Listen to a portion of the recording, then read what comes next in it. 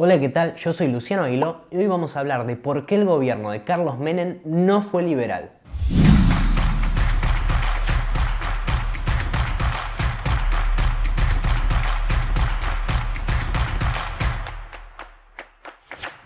Esas naves espaciales van a salir de la atmósfera, se van a remontar a la estratosfera y desde ahí elegir el lugar a donde quieran ir. De tal forma que en 1 hora y media podemos estar desde Argentina, en Japón, en Corea o en cualquier parte del mundo.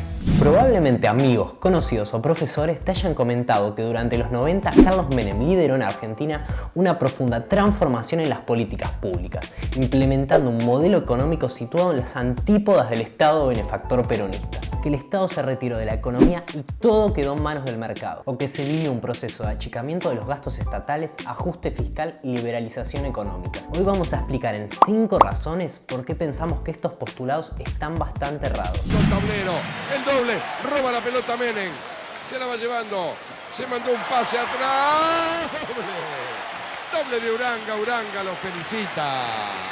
Razón número 1. El aumento del gasto público. El primero de los mitos que vamos a tratar es el del supuesto achicamiento del Estado. El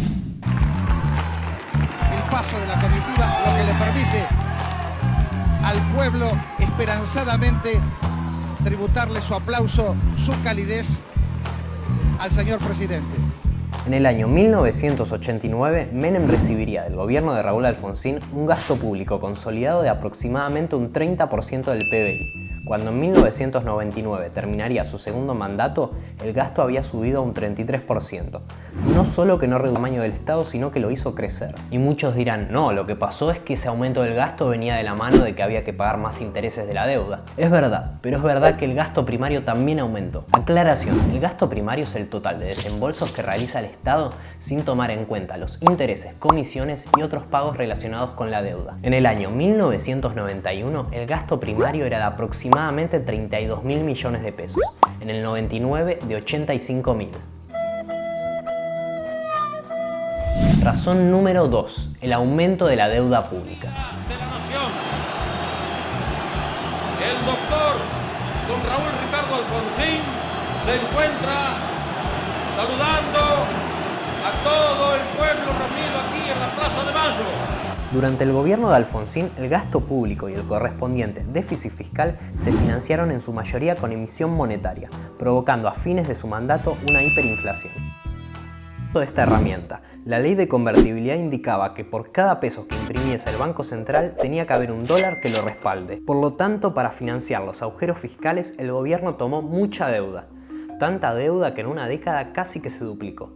Entre 1993 y 1999, la deuda pública total se incrementó en un 75%, pasando de representar un 29% del PBI a un 43%. Razón número 3. El aumento de la presión tributaria.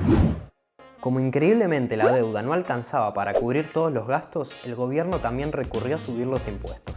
Por ejemplo, la alícuota del IVA, el impuesto al valor agregado, pasó de 16% a 21%.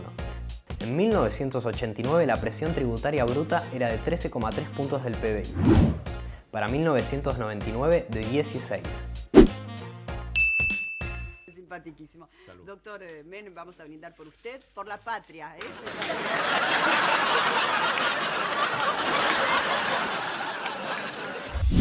Razón número 4. El avance sobre la propiedad privada de la gente mediante el Plan Bonex, uno de los puntos menos mencionados cuando se habla del gobierno menemista. El Plan Bonex de fines del año 89 significó la confiscación de los ahorros de las personas durante 10 años. Como habíamos mencionado antes, Menem recibió la presidencia en una hiperinflación. ¿Qué hizo el equipo económico de Menem? Para contener la suba de precios, decidieron sacar australes de circulación. Los plazos fijos de la gente, sus ahorros, fueron confiscados por el gobierno y a cambio les entregaron bonos a cobrar a 10 años. Estos bonos recibieron el nombre de Bonex. El plan Bonex marcó un antes y un después en la vida económica de los argentinos. A partir de acá la gente dejaría de confiar en el ahorro mediante los bancos. Esto sería un prefacio del corralito de 2001. Razón número 5. Las medidas liberales no fueron muy liberales que digamos. En primer lugar, las privatizaciones de las empresas estatales estuvieron muy vinculadas con la corrupción del gobierno menemista. Además, muchas fueron vendidas a empresarios cercanos al poder a precios muy cuestionables. En segundo lugar, podemos hablar de la reforma en el sistema jubilatorio. La ley 24.241 señalaba que el sistema pasaba a ser mixto, dividiéndose en dos, uno público de reparto y otro privado de capitalización. Los fondos de las personas que eligieron el subsistema privado pasaron a ser gestionados por las administradoras de fondos de jubilaciones y pensiones, las AFJP. En principio, estas empresas tenían la libertad de invertir el dinero de las personas en donde quisieran. Sin embargo, las posteriores regulaciones estatales obligaron a las AFJP a que el 90% de su capital sea invertido en Argentina, ya sean títulos públicos o acciones. La idea era que el dinero de los aportes y contribuciones quede en el país. De esta manera, el gobierno emitía bonos de deuda que eran comprados por las AFJP. En la crisis del 2001-2002, estos bonos se defoltearon y todos sabemos lo mal que terminó todo. Ahora hay forcejeos entre policías que tratan de sostener las puertas cerradas en el interior de esta sede judicial y los jubilados que presionan constantemente. Por momentos parecen que... En tercer lugar, la apertura comercial. Los aranceles a las importaciones bajaron a un 0% para bienes de capital, 10% para bienes intermedios y 20% para bienes finales. Esta estructura luego sería modificada y quedarían 5, 13 y 22%. Si bien veníamos de aranceles del 70%, el promedio en los países occidentales era del 5%. Por último, las reformas laborales. En materia de normativa, el gobierno menemista introdujo nuevas modalidades contractuales, como contratos a plazo fijo o las pasantías para estudiantes.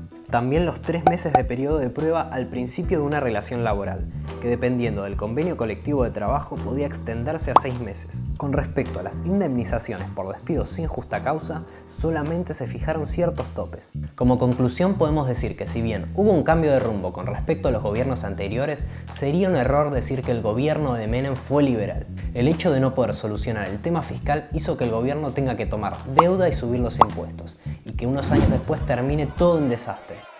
Seguramente en el futuro vamos a volver a hablar del gobierno menemista, pero haciendo un análisis más detallado. Bueno chicos, hasta acá el video de hoy, espero que les haya gustado. Estaría muy agradecido si comparten algo abajo o se suscriben al canal. Hasta la próxima.